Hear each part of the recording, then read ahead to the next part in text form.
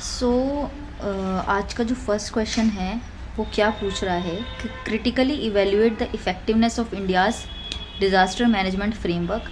तो इंडिया में जो भी डिज़ास्टर मैनेजमेंट का फ्रेमवर्क है उसको हमें इवेल्युएट करना है एंड हमें की रिफॉर्म्स को सजेस्ट करना है to strengthen the disaster preparedness and adaptation in light of increasing climate risk. और जो भी हमारी डिज़ास्टर प्रिपेयर्डनेस है और क्या उसके लिए जो है अडेप्टेशन जो है का तरीका है, इन स्पेशली जब क्लाइमेट रिस्क जैसी प्रॉब्लम्स हम देख रहे हैं तो फिर हमें इस क्वेश्चन को ऐसे टैकल करना है। तो भारत में आपदा प्रबंधन ढांचे की प्रभावशीलता का समालोचनात्मक मूल्यांकन कीजिए। बढ़ते जलवायु जोखिमों के आलोक में आपदा के प्रति तैयारी तथा अनुकूलन को मजबूत करने के क्रम में प्रमुख सुधारों को बताइए। ठीक है, तो हम सबसे पहले हम बताएंगे कि देखो जो भारत है वो बहुत ज़्यादा हाईली वल्नरेबल है ना, हाईली वल्नरेबल देश है डिज़ास्टर्स के लिए, जैसे कि फ्लड्स हो गए यानी कि बाढ़ हो गया, सूखा हो गया, चक्रवात या फिर भूकंप। और साथ ही साथ में हम हीट वेव्स जैसी डिज़ास्टर्स को भी मेंशन करेंगे और फिर उसका रीज़न बताएंगे कि ऐसा क्यों है, क्योंकि जोग्राफिकल डाइवर्सिटी है बहुत ज़्यादा। ठीक है, और क्लाइमेट चेंज है उसका इम्पैक्ट भी बहुत ज़्यादा बढ़ गया है। साथ ही साथ में हम बताएंगे कि क्लाइमेट चेंज की वजह से जो अनिश्चितता डिज़ास्टर्स को लेके यानी आपदा को लेके वो बहुत ज़्यादा बढ़ गई है। और इसी कंटेक्स्ट में हम बताएंगे कि कैसे इंडिया का जो डिज़ास्टर मैनेजमेंट का फ्रेमवर्क है यानी कि आपदा प्रबंधन का ढांचा है वो केवल प्रतिक्रिया आधारित नहीं है बल्कि पूर्व तैयारी और अनुकूलन केंद्रित होना भी अनिवार्य है इसका। ठीक है, उसके बाद आप डिज़ास्टर मैनेजमेंट का कोई भी क्वेश्चन आएगा तो आपको एक डायग्राम ज़रूर बनाना है, जैसे कि आप यहाँ बताओगे कि देखो ये है डिज़ास्टर मैनेजमेंट का साइकिल और डिज़ास्टर होने के बाद और डिज़ास्टर से पहले क्या क्या ज़रूरी है। ठीक है, प्रिपरेशन ज़रूरी है, मिटिगेशन ज़रूरी है, और डिज़ास्टर जैसे अकर हो जाता है तो उसके बाद आपको रिस्पॉन्स यानी कि बहुत रिस्पॉन्सिव मैकेनिज़्म होना चाहिए और रिकवरी और रिहैबिलिटेशन पे ध्यान देना चाहिए। तो इस तरह से आपको एक डायग्राम बनाना है। उसके बाद हम बताएंगे अब कि डिज़ास्टर मैनेजमेंट का फ्रेमवर्क इंडिया के अंदर क्या क्या फ्रेमवर्क है। तो सबसे पहले हम कानूनी एवं जो इंस्टीट्यूशनल स्ट्रक्चर होता है यानी कि लीगल एंड इंस्टीट्यूशनल स्ट्रक्चर उसके बारे में बात करेंगे।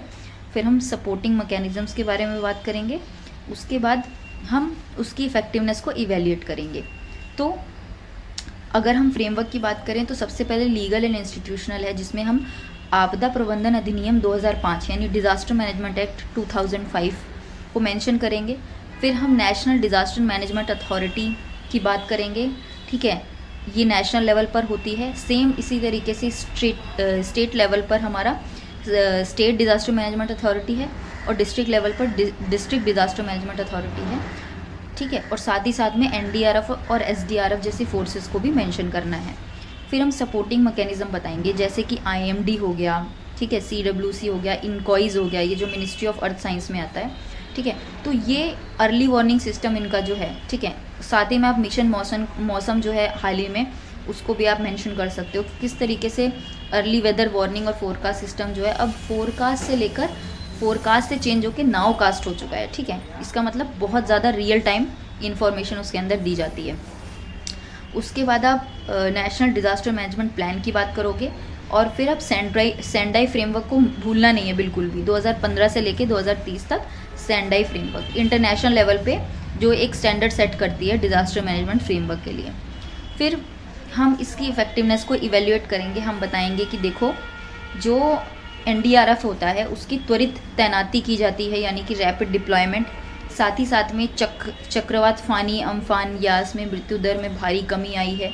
ठीक है, और अर्ली इवैक्यूएशन हम करते हैं उसमें हम सक्सेसफुल भी होते हैं। यह दर्शाता है कि जो भारत है उसका जो रिस्पॉन्स फेज़ है वो काफ़ी अच्छा है। ठीक है, फिर हम सेकंड पॉइंट पे आएंगे कि हमें स्ट्रेंथन करने की ज़रूरत है अर्ली वार्निंग सिस्टम को यानी कि पूर्व चेतावनी तंत्र का सुदृढ़ीकरण। उसके बाद आईएमडी की चक्रवात एवं वर्षा पूर्वानुमान क्षमता में सुधार की बात करेंगे। सुनामी चेतावनी केंद्र की स्थापना के बारे में बात करेंगे। SMS, mobile app, social media के माध्यम से सूचना प्रसार की बात करनी है। फिर हम कंसेप्चुअल शिफ्ट की बात करेंगे। कि ये जो अप्रोच है हमारी डिज़ास्टर मैनेजमेंट को लेके, उसमें एक कंसेप्चुअल शिफ्ट की ज़रूरत है। ठीक है, इसको पीएम मोदी भी मेंशन करते हैं कि देखो रिलीफ सेंट्रिक से ज़्यादा रिस्क रिडक्शन सेंट्रिक होना चाहिए। ठीक है, रिस्क रिडक्शन सेंट्रिक होगा तो आपको आपके जो डिज़ास्टर है उसमें आपको कमी देखने को मिलेगी, उसके जो पोस्ट इफ़ेक्ट्स होते हैं उसमें कमी देखने को मिलती है।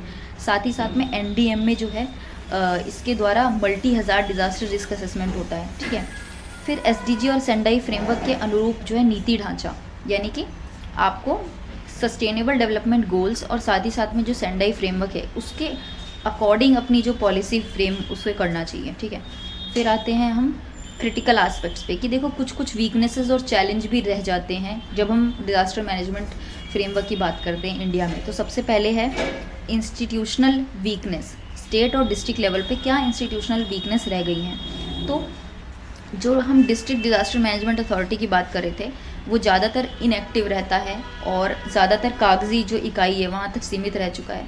साथ ही साथ में टेक्निकल एक्सपर्टाइज़ की कमी है। ठीक है, ट्रेंड पर्सनल की कमी है और जो डिज़ास्टर प्लान्स होते हैं वो ग्राउंड रियलिटी से डिस्कनेक्टेड होते हैं। साथ ही साथ में एक बॉटम टू अप अप्रोच है जो कि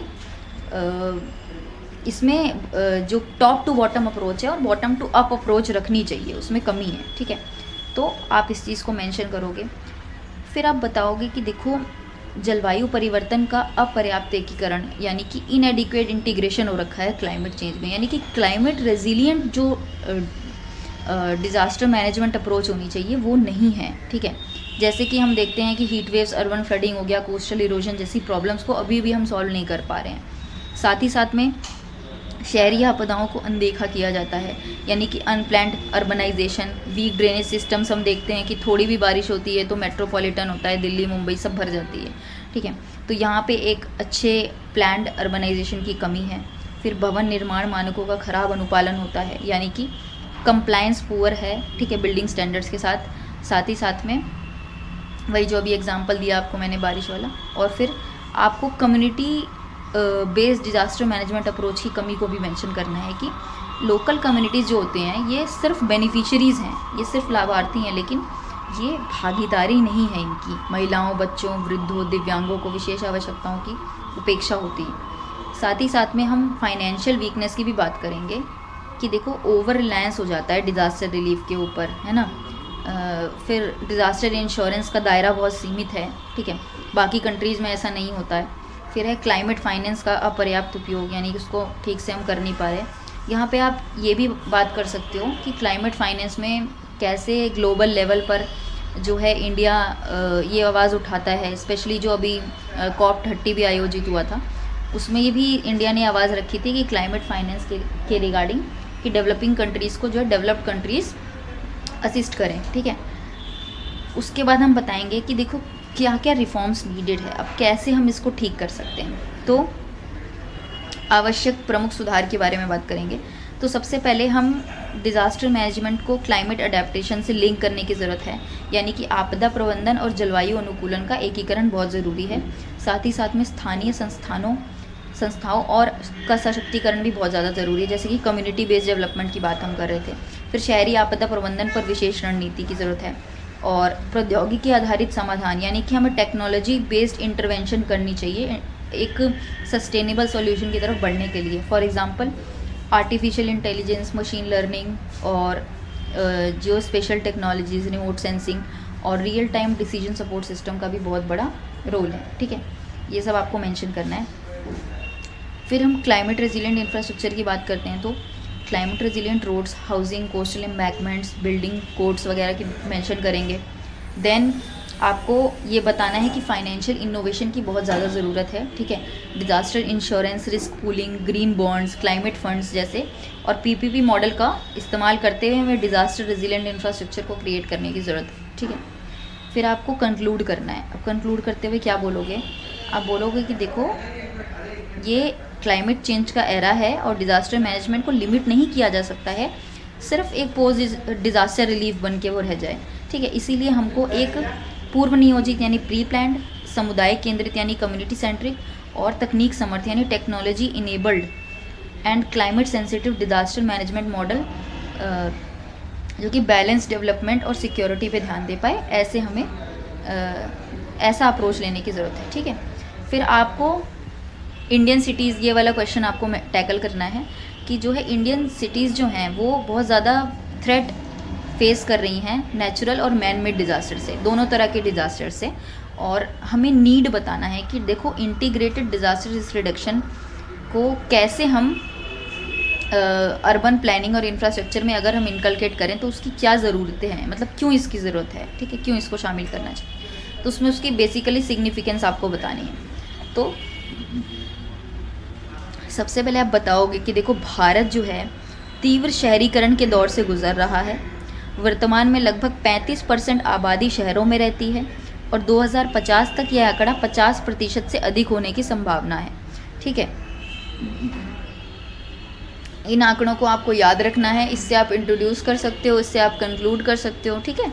तो हालांकि यह जो शहरी विस्तार है यह अनियोजित यानी अनप्लैंड है, पर्यावरण विरोधी यानी कि अगेंस्ट क्लाइमेट है, और जोखिम संवेदनशील है यानी कि रिस्क सेंसिटिव है, जिसके कारण भारतीय शहर बाढ़, भूकंप, हीट वेव, आग, औद्योगिक दुर्घटनाओं, भवन ध्वंस जैसी प्राकृतिक एवं मानव निर्मित आपदाओं के प्रति अत्यधिक संवेदनशील हो गए हैं, ठीक है।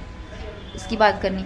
फिर हम मुख्य भाग की बात करते हैं। तो भारतीय शहरों में बढ़ते आपदा जोखिम, तो सबसे पहले प्राकृतिक आपदाओं की बात करेंगे यानी कि हम नेचुरल डिज़ास्टर्स की बात करेंगे। तो इसमें सबसे पहले हम शहरी बाढ़ देखते हैं, भूकंप देखते हैं, हीट वेव देखते हैं, साइक्लोन्स देखते हैं, ठीक है, कोस्टल हज़ार्ड्स देखते हैं। ये सब क्या है, नेचुरल है, तो आपको इनको मेंशन करना है। फिर हम बताएंगे मैन मेड। मैन मेड में क्या आएगा, जैसे कि इंडस्ट्रियल एक्सीडेंट्स हो जाते हैं, केमिकल एक्सीडेंट्स हो जाते हैं, फायर एक्सीडेंट्स हो जाते हैं, जैसे कि स्लम में, कॉमर्शियल बिल्डिंग्स में, ठीक है। और जो कमज़ोर भवन निर्माण एवं सुरक्षा मानकों के कारण इमारतें ढहती हैं, ठीक है, ये भी एक बहुत बड़ा इशू है, ठीक है। फिर आप शहरी नियोजन में डिज़ास्टर रिडक्शन को कैसे आप इंटीग्रेट कर सकते हो, आप इसकी बात करोगे। तो सबसे पहले जोखिम संवेदनशील भूमि उपयोग नियोजन, ठीक है। तो पारंपरिक मास्टर प्लान जो होता है, ट्रेडिशनल मास्टर प्लान जो होता है, वो इग्नोर कर देता है रिस्क असेसमेंट को, ठीक है। तो अगर हम ये DRR बेस्ड प्लानिंग को देखते हैं तो उसमें क्या होगा, हम हज़ार्ड मैपिंग कर पाएंगे, ठीक है, मैपिंग और जोनिंग कर पाएंगे, बाढ़ प्रवण भूकंपीय औद्योगिक जोखिम क्षेत्रों में निर्माण को नियंत्रित भी किया जा सकता है, ठीक है, यानी कि हम जो है फ्लड प्रोन, सीस्मिक और इंडस्ट्रियल रिस्क एरियाज़ में कंस्ट्रक्शन को रेगुलेट कर सकते हैं या फिर कम कर सकते हैं, तो उससे भी हेल्प मिलेगी। उसके बाद हम अर्बन फ्लड और वाटर मैनेजमेंट की बात करेंगे कि देखो फ्लडिंग जो होती है सिटीज़ के अंदर, ये बहुत ज़्यादा मैन मेड डिज़ास्टर बन चुकी है, यानी कि मानव निर्मित बन चुकी है। और नेचुरल ड्रेन्स, लेक्स और वेटलैंड है ना, इसका कंजर्वेशन भी बहुत ज़्यादा ज़रूरी है। और वाटर सेंसिटिव अर्बन डिज़ाइन की ज़रूरत है, ठीक है। यहाँ पे आप रेन वाटर हार्वेस्टिंग एक्सेट्रा इसको भी आप मेंशन कर सकते हो।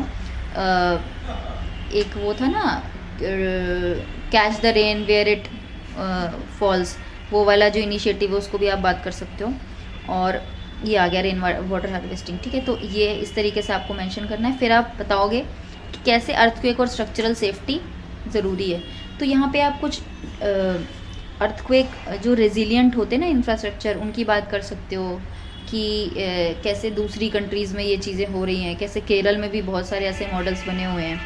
तो आप यहाँ पे बताओगे कि ज़्यादातर जो अर्बन एरियाज़ है भारत के अंदर वो एक सीस्मिक रिस्क जोन में सिचुएटेड है, यानी कि शहरी क्षेत्र भूकंपीय में, जोखिम वाले क्षेत्रों में, ठीक है। तो हमें बहुत ज़्यादा ज़रूरत है कि हम अर्थक्वेक रेजिलिएंट बिल्डिंग कोड्स बनाएं, ठीक है। और साथ ही साथ में हम ओल्ड जो भी बिल्डिंग्स होती है ना, उनकी रेट्रोफिटिंग कराएं। साथ ही साथ में जो इंफ्रास्ट्रक्चर होते हैं जो कि बहुत ज़्यादा सिग्निफिकेंट होते हैं, फॉर एग्जांपल हॉस्पिटल्स हो गए, स्कूल्स हो गए, ट्रांसपोर्ट हो गए, इनकी प्रोटेक्शन हमारी जिम्मेदारी बन जाती है। फिर हम हीट वेव और क्लाइमेट चेंज की बात करेंगे, क्लाइमेट रिस्क की। तो इसमें क्या होता है कि अर्बन डिज़ास्टर बन गया है ये मोस्टली, और इसमें हमें ग्रीन स्पेस है ना कि बढ़ाने की ज़रूरत है, अर्बन फॉरेस्ट को बढ़ाने की ज़रूरत है, ग्रीन रूफ्स की ज़रूरत है, ठीक है। एक वाइट टेरेस का कंसेप्ट आता है। वाइट टेरेस में क्या होता है कि अपने टेरेस को वाइट पेंट किया जाता है, जिससे पानी जो सनलाइट होती है वो टेरेस पे पड़ती है तो वो ऐसे रिफ्लेक्ट हो जाती है वापस, क्योंकि वो एल्बिडो उसका ज़्यादा होता है, ठीक है। साथ ही साथ में एनर्जी एफिशिएंट और क्लाइमेट फ्रेंडली बिल्डिंग डिज़ाइंस बनाने की ज़रूरत है, ठीक है। उसके बाद हम बात करेंगे कि क्या इम्पोर्टेंस है डिज़ास्टर रिस्क रिडक्शन इंटीग्रेशन का बेसिक इंफ्रास्ट्रक्चर में। तो इससे क्या होता है, लाइफ लाइन इंफ्रास्ट्रक्चर उसकी रेजिलियंस बढ़ जाती है, जैसे जल हो गया, इलेक्ट्रिसिटी हो गया, कम्युनिकेशन हो गया, ठीक है।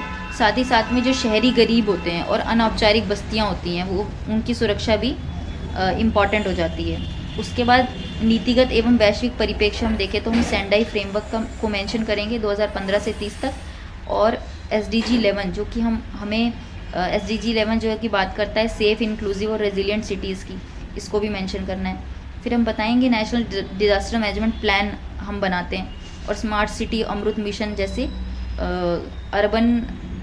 अर्बन प्लानिंग को जो फोकस करती हुई स्कीम्स हैं उनको भी हम मेंशन करेंगे। फिर हमें इसको कंक्लूड कैसे करेंगे, हम कंक्लूड करेंगे कि देखो कि डिज़ास्टर रिस्क रिडक्शन जो है अर्बन प्लानिंग में, ये अब एक ऑप्शन नहीं है, केवल एक विकल्प नहीं है, बल्कि एक अनिवार्यता बन चुकी है, ठीक है। विकल्प से हटके ये एक अनिवार्यता बन चुकी है, और सेंडाई फ्रेमवर्क के सिद्धांतों को अपनाते हुए शहरों को केवल स्मार्ट नहीं बनाना है, बल्कि डिज़ास्टर रेजिलिएंट बनाने की भी आवश्यकता है, ठीक है। भविष्य के शहरी विकास में इंजीनियरिंग के साथ साथ प्रकृति आधारित समाधानों का मेल होना चाहिए। इसको हम कंक्लूड कैसे करेंगे, क्वेश्चन को हम ये बोलेंगे कि देखो जो डिज़ास्टर रिस्क रिडक्शन है, इसको अर्बन प्लानिंग में सिर्फ एक ऑप्शन की तरह हमें इंटीग्रेट नहीं करना है, लेकिन अब ये ज़रूरत बन गई है, ठीक है। हमें अडॉप्ट करने पड़ेंगे ऐसे प्रिंसिपल्स, ठीक है, सेंडाई फ्रेमवर्क के, to make cities not only smart but also disaster resilient, ठीक है। तो ये बहुत ज़्यादा ज़रूरी हो जाता है हमारे लिए। फिर आगे चलते हैं क्वेश्चन 3 पे, कि हमें डिस्कस करना है कि इस टाइम पे क्या फ्लड मैनेजमेंट स्ट्रेटजीज़ चल रही हैं, ठीक है, जो कि इंडियन सिटीज़ अडॉप्ट कर रहे हैं, और ये कैसे इफ़ेक्टिव है, ठीक है। How effective are these strategies in mitigating urban flooding को कैसे मिटिगेट करते हैं, एंड हम कैसे इम्प्रूव कर सकते हैं, ठीक है। ये जो फ्लड रिस्क मैनेजमेंट होता है और डिज़ास्टर मिटिगेशन होता है, इसको कैसे इम्प्रूव किया जा सकता है, ठीक है। तो यहाँ पे हम सबसे पहले अपने क्वेश्चन को इंट्रोड्यूस कैसे करेंगे कि जो भारतीय शहर होता है उसमें जो अर्बन फ्लडिंग है वो बहुत ज़्यादा देखी जाती है, और साथ ही साथ में रैपिड अर्बनाइजेशन की प्रॉब्लम है, और क्लाइमेट चेंज हो गया, अनप्लान डेवलपमेंट हो गई, वही चीज़ें जो हमने डिस्कस करी अभी। साथ ही साथ में IMD के अकॉर्डिंग जो इंक्रीज़ हो गया है शॉर्ट ड्यूरेशन इंटेंस रेनफॉल में, जैसे कि क्लाउड बर्स्ट हो जाता है, ठीक है, सी लेवल बहुत ज़्यादा बढ़ जाता है, और ड्रेनेज सिस्टम होती हैं वो इनएडिक्वेट हो जाती हैं। इन्होंने ट्रांसफॉर्म कर दिया है फ्लडिंग को from natural disaster into a man made one.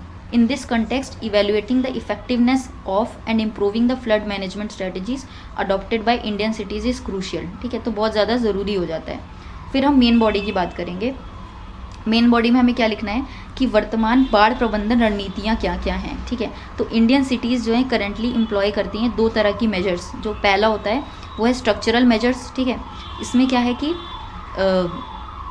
Storm water drainage यानी कि अमृत हो गया, और स्मार्ट सिटी मिशन के तहत नालों का विस्तार और सुदृढ़ीकरण पे हम ध्यान दे रहे हैं। फिर नदी तटबंध और पंपिंग स्टेशन, यानी कि मुंबई और कोलकाता जैसे शहर में भारी बारिश के दौरान पानी निकालने के लिए बड़े पंपिंग स्टेशन का उपयोग किया जाता है, ठीक है। फिर हम रिजर्वायर रिस्टोरेशन की बात करते हैं, यानी कि जलाशय पुनरुद्धार। तो चेन्नई और बेंगलोर में पारंपरिक झीलों और तालाबों की सफाई और उनकी भंडारण क्षमता बढ़ाना, ठीक है। फिर नॉन स्ट्रक्चरल मेजर्स में हम बात करेंगे अर्ली वार्निंग सिस्टम की, यानी कि जैसे चेन्नई में सी फ्लोज हो गया और मुंबई में आई फ्लोज जैसे अत्याधुनिक बाढ़ चेतावनी तंत्र होते हैं, उसको भी इनकलकेट करना बहुत ज़रूरी है। फिर फ्लड हज़ार्ड मैपिंग की बात करेंगे कि जैसे रिमोट सेंसिंग हो गया, GIS तकनीक हो गई, इसका उपयोग करके संवेदनशील क्षेत्रों की पहचान करनी है। फिर हमें रेगुलेशन और पॉलिसीज़ को ध्यान देना है, यानी कि NDMA की 2010 की शहरी बाढ़ प्रबंधन मार्गदर्शिता, जो शहरी बाढ़ को नदी की बाढ़ से अलग मानती है, ठीक है। फिर हम बात करेंगे effectiveness and challenge of current strategies. तो while the strategies provide some relief, their effectiveness is questionable. देखो ये सारी स्ट्रेटजीज कुछ हद तक रिलीफ देती हैं, लेकिन ये ना एक बहुत बड़ा चैलेंज भी लेके आती हैं साथ में, जैसे कि फॉर एग्जांपल अपर्याप्त क्षमता, यानी कि इनएडिक्वेट कैपेसिटी। तो अधिकांश शहरों के नाले पुराने वर्षा तीव्रता यानी रेनफॉल इंटेंसिटी मानकों पर आधारित है, जो वर्तमान की चरम मौसम घटनाओं को झेलने में सक्षम नहीं है, ठीक है। फिर है अतिक्रमण। यानी कि इसमें क्या होता है कि जो हम बात करते हैं ना कि सॉलिड वेस्ट मैनेजमेंट की बात करते हैं और कंक्रेटाइजेशन की बात करते हैं, ये सारा ये आ गया ठोस अपशिष्ट प्रबंधन, यानी कि सॉलिड वेस्ट मैनेजमेंट और कंक्रीटीकरण यानी कि कॉन्क्रेटाइजेशन भी बढ़ता जा रहा है, तो इससे भी बहुत प्रॉब्लम हो रही है। फिर फ्यूचर इम्प्रूवमेंट की तरफ हम बात करेंगे कि हम क्या कर सकते हैं फ्यूचर में इसको इम्प्रूव करने के लिए। तो सबसे पहले फ्लड रिस्क मैनेजमेंट और मिटिगेशन की बात करेंगे कि देखो शहरी बाढ़ को कम करने के लिए निम्नलिखित सुधार आवश्यक हैं। तो सबसे पहला स्पॉन्सिटी अवधारणा को अपनाना, ठीक है। तो इसमें क्या होता है, सिटीज़ को ना डेवलप करनी चाहिए स्पंज, ठीक है, जो रेन वाटर को एब्जॉर्ब कर पाएँ, ठीक है। और इसके लिए हमें किस चीज़ की ज़रूरत होगी कि हम परमिएबल पेवमेंट्स बढ़ाएं, है ना। इस तरीके के परमिएबल पेवमेंट्स होते हैं, जैसे कि कुछ पेवमेंट है लेकिन उनके अंदर आप गार्डनिंग कर रहे हो, कुछ चीज़ें कर रहे हो, सॉइल है ना, तो उस चीज़ से क्या होगा कि पानी अंदर रिस जाता है। तो इससे एक बहुत स्पॉन्सिटी का कंसेप्ट होता है, ये बाहर अपनाया भी जाता है फॉरेन में बहुत ज़्यादा। तो ग्रीन रूफ और रेन गार्डन की भी बात कर सकते हो। फिर आता है ब्लू ग्रीन इंफ्रास्ट्रक्चर, ठीक है, इसका एकीकरण कैसे हो, तो प्राकृतिक जल निकायों और पार्कों वनों को आपस में जोड़ना चाहिए ताकि वे अतिरिक्त पानी के लिए प्राकृतिक भंडारण गृह के रूप में कार्य कर सकें।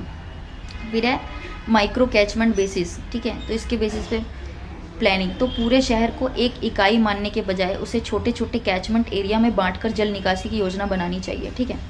उसके बाद हम बताएंगे सख्त कानून और प्रवर्तन, यानी कि स्ट्रिक्ट लॉज का इन्फोर्समेंट करना बहुत ज़्यादा ज़रूरी है। साथ ही साथ में हमें वेस्ट मैनेजमेंट को एक इंटीग्रेटेड अप्रोच लेके देखना भी ज़रूरी है। तो ये क्वेश्चन बहुत सिंपल था, इसको बस आपको टैकल करना था कि कैसे कैसे उसे ठीक किया जा सकता है, किस तरीके से कुछ इनोवेटिव प्रैक्टिसेस बताए, ठीक है। उसके बाद आपको कंक्लूड कर देना है कि देखो शहरी बाढ़ जो होता है वो केवल एक प्राकृतिक आपदा नहीं होती है, लेकिन ये एक फ्लॉड अर्बन प्लानिंग का ही रिजल्ट है जो हमें देखने को मिलता है।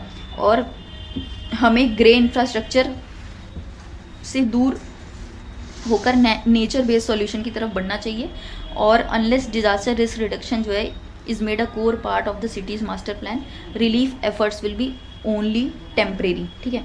तो ये आपका कंक्लूजन हो जाएगा। फिर आपको क्वेश्चन 4 डिस्कस करना है। क्वेश्चन 4 में क्या है कि देखो आपदाएं केवल प्राकृतिक घटनाएं मात्र नहीं होती हैं, बल्कि शासन व्यवस्था, यहाँ पे गवर्नेंस का बहुत बड़ा रोल आ जाता है और इसकी विफलताओं का भी परिणाम होता है, ठीक है। और इस कथन की भारत में हाल की आपदाओं के संदर्भ में समालोचनात्मक परीक्षण कीजिए, ठीक है, इसका परीक्षण करना है। तो आप कैसे स्टार्ट करोगे, आप बताओगे कि देखो जो डिज़ास्टर्स होते हैं ना, ये ट्रेडिशनली इनको देखा गया है कि ये नेचुरल इवेंट की वजह से ही होते हैं, यानी कि प्राकृतिक घटनाओं की वजह से होते हैं, जैसे भूकंप, बाढ़, चक्रवात, सूखा, है ना। परंतु आधुनिक आपदा प्रबंधन दृष्टिकोण के अनुसार आपदा देखो तभी होती है जब प्राकृतिक खतरे मानव समाज की संवेदनशीलता और कमजोर शासन से टकराते हैं। इसलिए आपदाएं केवल प्रकृति की देन नहीं बल्कि नीतिगत चूक और संस्थागत विफलता और विकास संबंधी त्रुटियों का परिणाम भी होता है, ठीक है। फिर है मेन बॉडी पे आते हैं, ठीक है, मेन बॉडी पे आते हैं। तो इसमें क्या है कि हमें एनालिसिस करना है गवर्नेंस फेलियर्स का, ठीक है। तो इसमें हम सबसे पहले अर्बन प्लानिंग की बात करेंगे कि देखो हम बताएंगे एग्जाम्पल में कि देखो 2023 का एग्जाम्पल दें तो फिर फ्लड्स चेन्नई में आते हैं, ठीक है, और बेंगलोर में 2022 में आते हैं, दिल्ली में 2023 में आते हैं, ठीक है, ये कुछ उदाहरण है। और जो म्यूनसिपल बॉडीज़ होती हैं वो कहीं ना कहीं कंस्ट्रक्शन वेटलैंड्स वगैरह पे करवा देती हैं और नेचुरल ड्रेनेज चैनल होता है ये भी, इसका भी वायलेशन करती हैं, ठीक है। इस वजह से क्या होता है कि जब बारिश होती है तो पानी का जो निकास होता है ना उसकी कोई जगह ही नहीं बनती है। तो इस वजह से एडमिनिस्ट्रेटिव एंक्रोचमेंट की वजह से ये डिज़ास्टर होता है, ठीक है।